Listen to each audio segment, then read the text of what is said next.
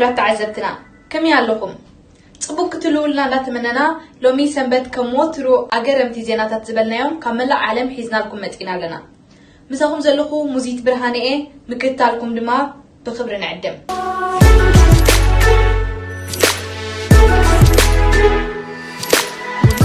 اب نيوزيلاند روبوت أباقي عبقواسي جميرو ابن أمريكاوين ناي مهندسنا تكالن اب نيزرلاندز مدبرو ناي سوفتوير تكال بمتحببال زفتنوا زلو كلب روبرت كاب كانيس زبال عينت كلبي زرعمه خوينو اب محلاو طريت اللعول بقعات سلا زلو نعو زمسل تواداري بقعات زلو كلب روبرت نماس اب فتنه يركبو ازي اب نيزرلاندز مدبرو فوكس زبال ناي روبرت تكال نتي ببوستن داينامكس تباله تماساسالي ناي روبرت كامباني تحديثو زصنح سبات تباله روبوت نطريت كوغاسي زغل سوفتوير بمصعانيهم اب مغاسه طريت نيزرلاند بقعاتو زفتنوا زلو ازي روكوس تباله ناي سوفتوير تكال ابزهابو مغلصي ازي سبات زبال روبوت تصعينو زلو سوفتوير زغاسيلو كبابي ولا اشغاري بوتاتات كماصادف غوبتاتن بزي صقم كبابي እንዳተቋጻጸረ ጥሪቱ ክሕሉ ከም ዝغእልዮም ዝሕብሩ ዘለው بجزار اسم زمحدرو روبرت كنمهزلو زقبعنا جيزي اب ايدنا يزلو زبالي ام محدر تكاروكس ديفيد انجس عملنا زخونو بزحات حرستوت بصقماتنا اسرچاونت زخونو نطفتات حرشا زخون عقم سب محمد لاينا نركب سلازي نزل زلو طلب نمملا بغبو بستهندسه بستتصنع اغاباب ندالو لنا يلو تكال بوستن دايناميك ابزهابو مغلصي مسروكس زلو محزنت نتي روبرت زلو بزح ناي سرح تخولتات مهندس كم زغالون دقي مغليصو بوستن دايناميك ميكائيل بيري بزعبا زي تكنولوجي ابزهابو مغلصي ملفتنا تكاروكس نسبات فتيرو مولو زلو اقداس عدل سراح بالطعمي زحقوز اذا نهندسو زلنا حدش بروجكت دما اب حصير اوان عود تكنولوجي كوينو اب مولو عالم حدش نقداو بري كم زغفت رقصنيا بمبال زلو عبي تسفا كليصلو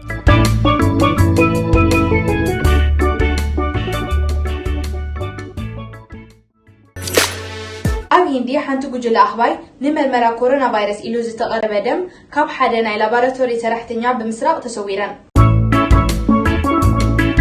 أب هنا حدا جل أخباي نمرمرا كورونا فيروس تقرب دم كاب حدا سرحتنا لاباراتور حكمنا بمسراق تصويرا إذا هواي نتسرحتنا لاباراتور حكمنا هندي بوجي له خلينا بمدقع نتن حكمنا كورونا فيروس كمر مستدلي سلسة دم زحزنا أشتر مسحيزن كم زحد ما حدا تخابن مع إحنا زينا حبيرهم تمام حضرتك خمسة حبرو التلاباراتور تكنيشان مرمرا كورونا فيروس توهيلو كاب سلسة سباس توزده دم حيزو نابز مرون ميروت ميديكال كوليج بهر اب اوتر براداش زركب بوتا انا وسدون كله بزن جوج لهباي كم تدقعن نتي حيزوز نبرن مرمرا توزده دم يحدقن كاب تخاب خمسة هذا ما قليصوم دحرجه دقائق حنت خابتنا هباي اب قرب تسقيلا كم سرعتن نتي دم زحازنا اش راموس كتخفتو ان تغادل زرق فيديو ون امر خبو زحن تزرقيحو ابتن مرمرا دم سغبرو الكوليج زركب كلتا حكمنا أبزه وحبرتا أتغمر مستدلي دم كابتم سبات دقيمهم كم توقع أنتو خالو سكفتهم قن اتنا هباي سر قدم تسكام كورونا فيروس مزتن حمو أبتغابي نزرق حتى حمام زقادت كون تتكيخون مهانم حبيرو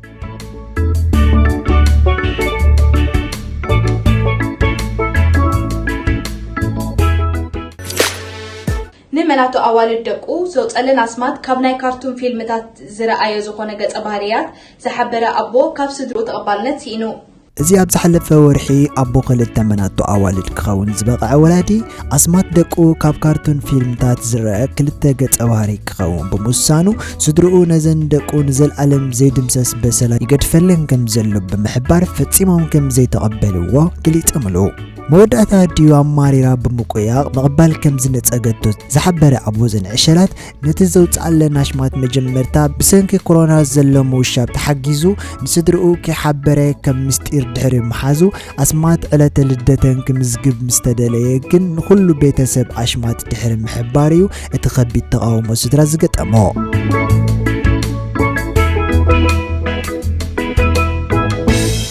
ነቲ ዝመረጾ ኣስማት ካብቶም ዝፈትዎምን ዘድንቖምን ተገዲሱ ክሳብ ዝሕጂ ዝሪኦም ናይ ህፃናት ካርቱናት መደባት ዘለዎም ገጸ ባህርያት ኮይኖም ስድራቤቱ ግን በዚ ጉዳይ ብጣዕሚ ብዘይ ምስምማዕ ከም ዝተቆጥዑም ገሊፆም ኣለዉ። ኣዲኡ ኣብ ገጻት ፌስቡክ ብቐጥታ ብቪድዮ ኣብ ዝሃበቶ ሓበሬታ እዘን ደቂ ወዳ ተዋሂብዎን ዘሎ ኣስማት ፈጺሙ ንዓአን ክውክል ዘይክእል ኣስማት ምዃኑ ነዘን ጽቡቓት ንኣሽቱ ምልኩዓት ድማ ዘይርሳዕ በሰላ ተመሊስካ ዘይመለስ ጣዕሳ ምዃኑ እየን ኣትሪረን ሓቢረን። ብዙሓት ሰባት ድሕሪ ነዛ ሰበይቲ ዝሃብዋ ደገፍ ግን ኣቦ ዘንመናቱ ካብ መሓዝቱን ካልኦት ሰባት ዝመረጾ ኣስማት ጌጋ እንተኮይኑ ሓቀኛ ርእይቶ ከም ዘድልዮ ገሊጹ ኣሎ። እዚ ኣስማት ንሓንቲ ካብ ኣቫታር ዘላስት ኤርባንደር ኣብ እትብል ናይ ህፃናት ፊልም ዝተወሰደ ኮይኑ እታ ካልእቲ ጓሉ ድማ ኤክሊፓሳ ዝስማ ካብ ስታር ቪስት ዘ ፎከስ ኦፍ ኢቨል ዝብል ተመሳሳሊ ካብ ናይ ካርቱን መደብ ዝተወሰደ ኣስማት እዩ። ካብ ብዙሓት ሰባት ካብ ዝኣከቦ ርእይቶታት ድማ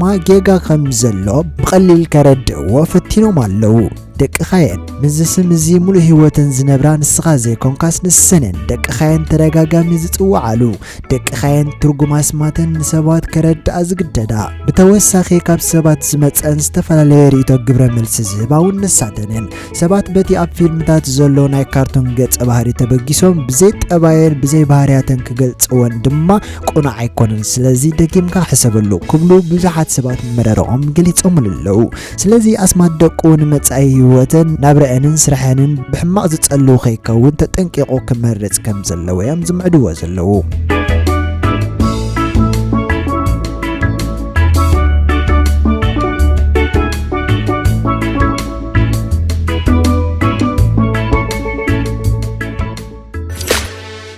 ኣብ ባልሲልቬንያ ሓንቲ ሰበይቲ ናይ ዓባያ ሬሳ ን15 ዓመታት ኣብ ፍሪጅ ከም ዘቐመጠቶ ተፈሊጡ። ኣብ ክፍከ ግዛት ፔንሲልቬንያ ኣሜሪካ ሓንቲ ሰበይቲ ቅድሚ 15 ዓመታት ናይ ዝሞተት ዓባያ ሬሳ ኣብ ፍሪጅ ኣቐሚጣቶ ብምርካባ ብፖሊስ ኣብ ትሕቲ ቀይዲ ኣትያ። እዛ ሰበይቲ ንዓባያ ብመንግስቲ ዝግበረላ ዝነበረ ገንዘባዊ ሓገዝ ክትቅበሎ ከም ዝጸንሐት እውን እቲ ሪፖርተር ወሲኹ ይሕብር። እታ ዝሞተት ዓባይ ሰበይቲ ግላኖራ ራይካርድ ዲሃይ ትበሃል ኮይና ኣብ መበል 98 ዓመትያ ኣብ መጋቢት 2004 ካብ ፊላደልፊያ ብሰሜናዊ ምዕራብ 10 ማይል ርሒቑ ኣብ ዝርከብ ኣርድሞር ዝበሃል ከተማ ዓሪፋ። እዛ ሲንቲያ ካሮላይን ብላክ ዝተባሃለት ንዝገበን ዝፈጸመት ጓላ ድማ ብዝገበረቶ ግፍዒ ኣብ ልዕሊ ሬሳ ብስርቂ ገንዘብ ምቕባልን ብምጥፍፋእ ንብረት መሓዝን ብፖሊስ ክስ ቀሪብላ ኣሎ። እዛ ጓል 66 ዓመት ዝኾነ ሲንቲያ ሬሳ ዓባያ ክትዕቅበሉ ዝገደዳ ምኽንያት ክትገልጽ እንከላ እቲ ስድራ ብዋሕዳ ኣታዊታ ተሸጊሩ ኣብ ዝነበረሉ ግዜ ዓባያ ብምሟታ ነቲ ንዓባያ ተባሂሉ ብመንግስቲ ዝለኣኽ ዝነበረ ገንዘብ ንኸይቋረጽ ዝገበሮ ስጉምቲ ምንባሩ ትገልጽ። ትሬሳ ዓባያ ካብ ገዝኦም 100 ማይል ርሒቑ ናብ ዝርከብ ዲልስበርግ ዝበሃል ቦታ ኣብ 2007 ከም ዘጋዓዘቶ ንፓትሮይት ዝተባሃለ ማዕከን ዜና ሓቢራ። ፖሊስ ነቲ ሬሳ ብዝመጽ ሓበሬታ ኣብ 2019 ክረኽቦ ከም ዝኽኣለን ድሕሪ ዝገበሮ ነዊሕ ምርመራ ድማ ገበነኛ ከም ዝሓዘን ሓቢሩሎ። እታ ኣብ ዝሓለፈ ሰሉስ ኣብ ትሕቲ ቀይዲ ኣትያ ዘላ ሲንቲያ ንዕለት 10 ሰነ ኣብ ቤት ፍርዲ ክትቀርብ እያ። ወዲ 13 ዓመት ቆልዓ ብ4 ኣሶሴት ዲግሪ ማዕርግ ካብ ኮሌጅ ተመሪቑ። 13-year-old Jack Rico has graduated, not from middle school or even high school, but college with 4 associate degrees. እዚ ወዲ 13 ዓመት ዝኾነ ቆልዓ ኣብ ካሊፎርኒያ ካብ ዝተመረቑ ዝነኣሰ ተምሃራይ ኮይኑ ኣብ ውሽጢ 2 ዓመት 4 ኣሶሴት ዲግሪ ብምዝዛሙ ነዚ ደረጃ በቂዑ። እዚ ጃክ ሪኮ ዝተባሃለ ቆልዓ ኣብ 11 ዓመቱ እዩ ኣብ ፍላሪንተን ኮሌጅ ተመዝጊቡ ትምህርቱ ዝጀመረ። ነቲ ብሰንኪ ሕማም ኮሮና ዝተሰረዘ ልሙድ ጽምብል መመረቕትኡ ድማ ኣብ ዝሓለፈ ረቡዕ ብመኪና ናብ ለማሪዳ ዝተባሃለ ከባቢ ብምዝዋር ጽምቢልዎ ኣሎ። ፍላሪንተን ኮሌጅ ኣብ ዝሃብዎ ሓበሬታ እዚ ወዲ 13 ዓመት ተምሃራይ እቲ ንመጀመርያ ግዜ ዝነኣሰ ተምሃራይ ኮሌጅ ኮይኑ ከም ዝተመረቐ ሓቢሮም።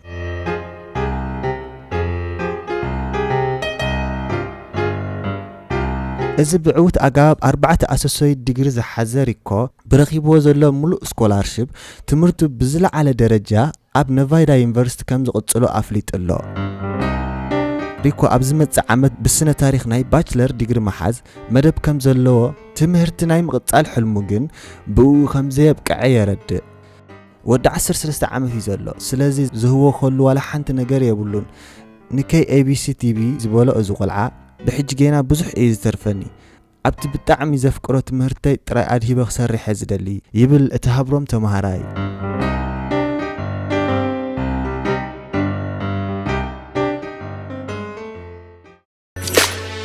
ኣብ 1762 ዝፈረየት ጥርሙዝ ኮኛክ ብ$146,000 ተሸይጣ ኣብ 1762 ዓም ተመረት ዝፈረየት ጥርሙዝ ኮኛክ ብ$146,000 ተሸይጣ ካብ 1762 ዓም ተመረት ክሳብ ሕጂ እውን ኣብ ስራሕ ብዘሎ ፋብሪካ ኮኛክ ቪንቴጅ ፋብሪካ ኮኛክ ዝፈረየ ዝጠንተወ ዝተባሃለ መስተ ኣብ ኢንተርኔት ኣብ ዝተገብረ ኦንላይን ጨረታ ብ$146,000 ተሸይጣ እዛ ኮኛክ ካብተን ሰለስተ ዝጠንተዋ ተባሂለን ዝፍለጣ መስተ ብምንባራን ኣብ ዝሓለፈ ሓሙስ ድማ ብሶዝ ባይ ብዝተባሃለ ትካል ጨረታያ ንዕዳጋ ወሪዳ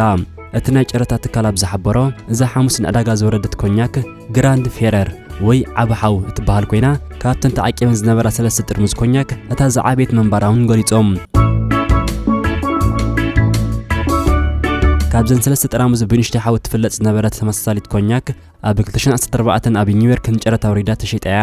ሕጂ ሰሪፋ ዘላ ድማ ንእሽተይ ሓፍቲ ምዃናን ኣብ ፈረንሳይ ጎዋቲየር ኣብ ዝተባሃለ ቤት መዘክር ንምርኢት ተዘርጊሓላ